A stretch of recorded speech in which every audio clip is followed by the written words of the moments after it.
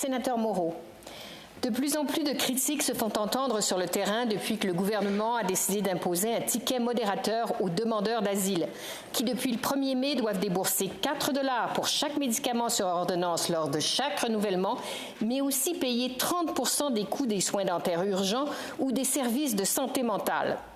La pédiatre québécoise Tin Nan Luong, que j'ai rencontrée, ainsi que la Société canadienne de pédiatrie, juge que ces coupures risquent d'avoir un impact majeur sur des populations vivant déjà une très grande précarité financière.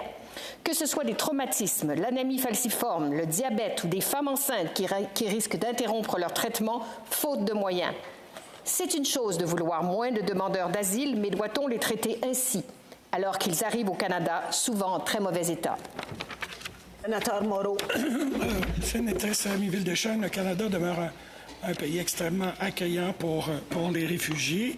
Vous savez que le coût des soins de santé est directement lié au volume des demandes, des demandeurs, et l'objectif du gouvernement est d'assurer la viabilité des programmes et d'avoir un souci d'équitabilité envers l'ensemble des contribuables. Les soins essentiels continuent d'être entièrement couverts sans copaiement, ce qui protège ainsi la santé des Canadiens et des demandeurs d'asile.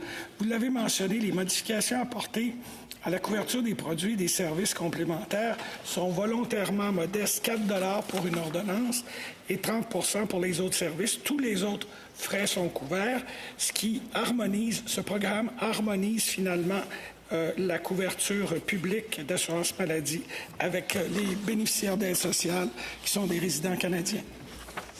Sénatrice Miville-Deschênes.